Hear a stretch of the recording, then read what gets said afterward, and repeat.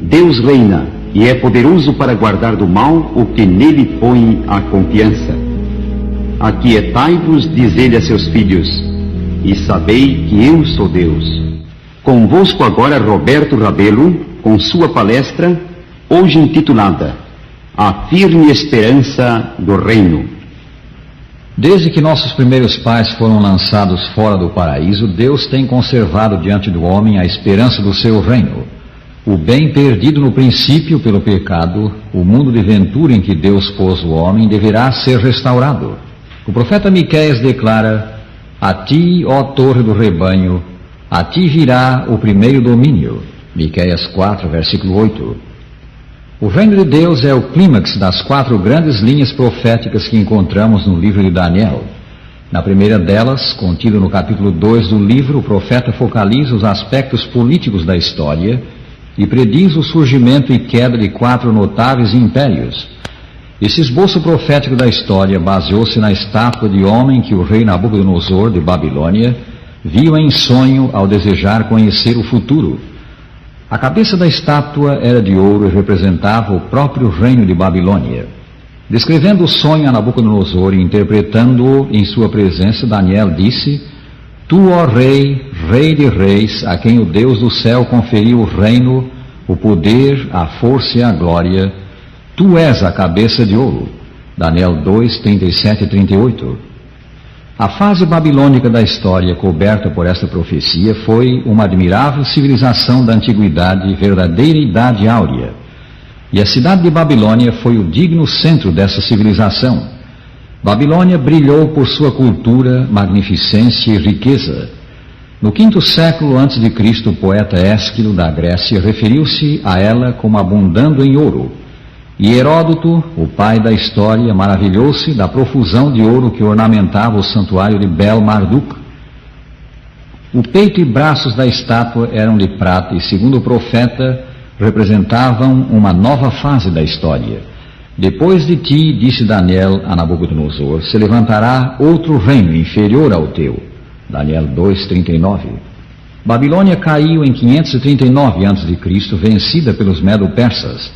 A Medo-Pérsia, inferior à Babilônia em magnificência, destacou-se por sua riqueza.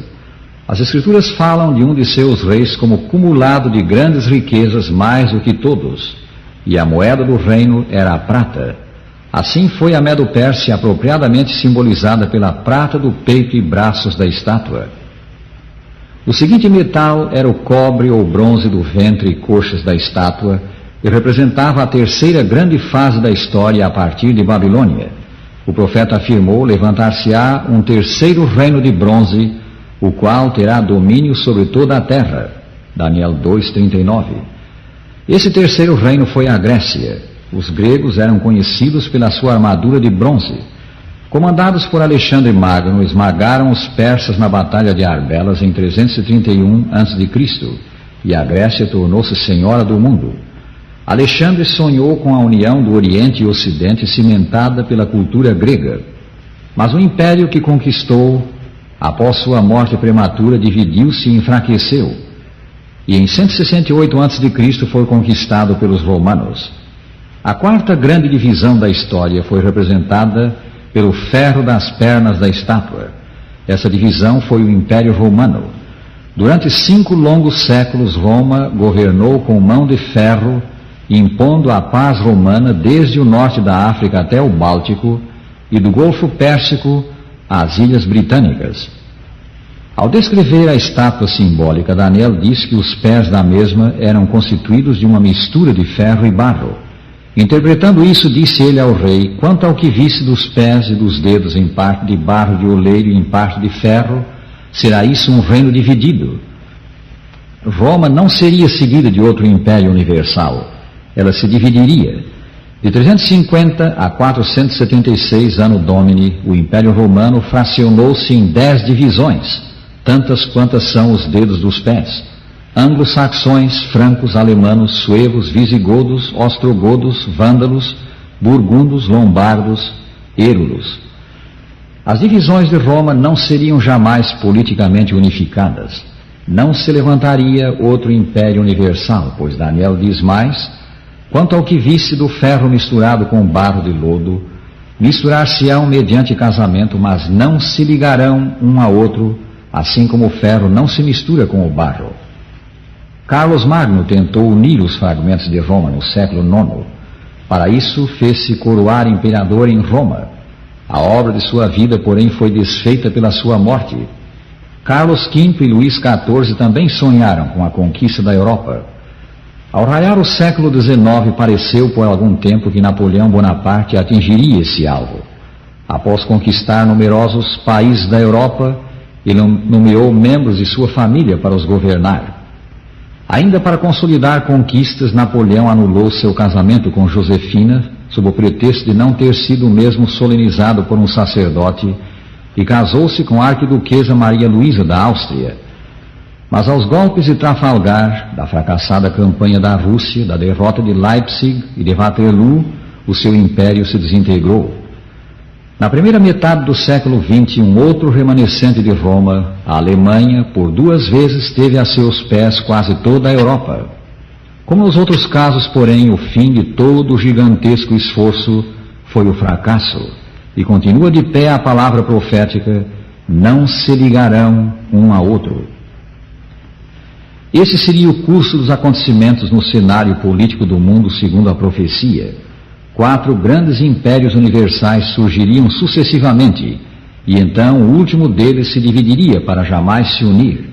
A história responde com Babilônia, Medo-Pérsia, Grécia e Roma. Responde com as divisões de Roma e com a independência destas até o dia de hoje. Tal como foi predito pelo porta-voz do céu, assim tem sido. E assim se demonstra a verdade das Escrituras que dizem: eu sou Deus e não há outro, que desde o princípio anuncio o que há de acontecer, e desde a antiguidade as coisas que ainda não sucederam. Isaías 46, versículos 9 e 10. Removendo o véu do que para nós ainda é o futuro, Daniel diz: mas nos dias desses reis, o Deus do céu suscitará um reino que não será jamais destruído. Este reino não passará a outro povo. Esmiuçará e consumirá todos estes reinos, mas ele mesmo subsistirá para sempre. Daniel 2:44. O reino aqui anunciado é o reino de Deus. Após os 4 impérios terrenos, após as divisões de Roma, o reino de Deus será suscitado. A sua vinda é o grande epílogo da história. A declaração do profeta revela primeiro que o reino para o qual caminhamos virá por ato sobrenatural de Deus. O Deus do céu suscitará um reino. Os outros reinos surgiram pela ação do homem. Este virá pela ação de Deus. Em segundo lugar, o reino de Deus substituirá os reinos do mundo. Não virá pela gradual melhoria do presente mundo. O mundo como conhecemos, mundo de pecado, será destruído, e no seu lugar surgirá o reino celeste. A profecia diz, falando do reino por vir: esmiuçará e consumirá todos esses reinos. Em terceiro lugar, o reino de Deus será eterno. Os reinos humanos passaram. Os 4 impérios da profecia são hoje apenas história, mas o futuro reino subsistirá para sempre. O reino de Deus é, pois, o grande clímax da história. Ele é o alvo para o qual nos movemos. É a esperança do homem, e uma firme, segura esperança.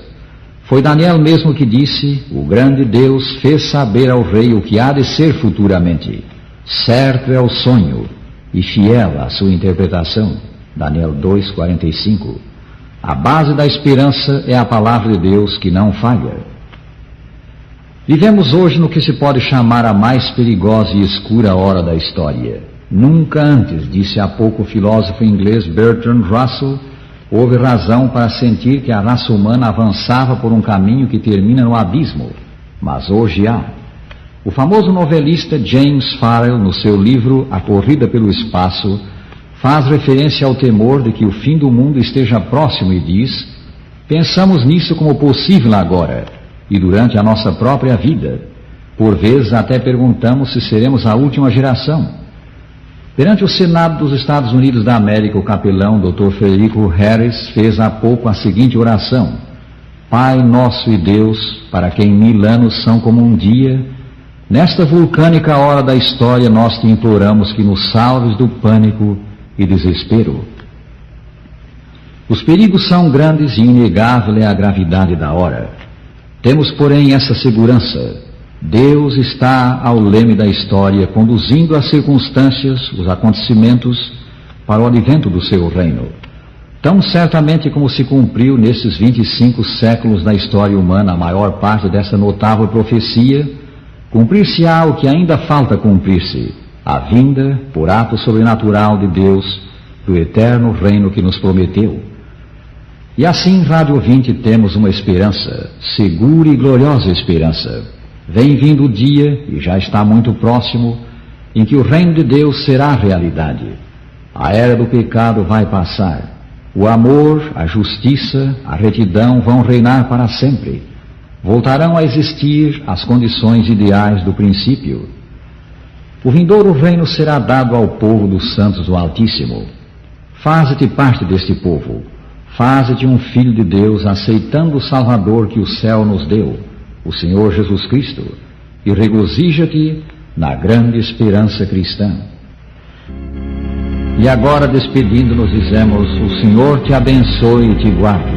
O Senhor faça resplandecer o seu rosto sobre ti e tenha misericórdia de ti. O Senhor sobre ti levante o seu rosto e te dê a paz.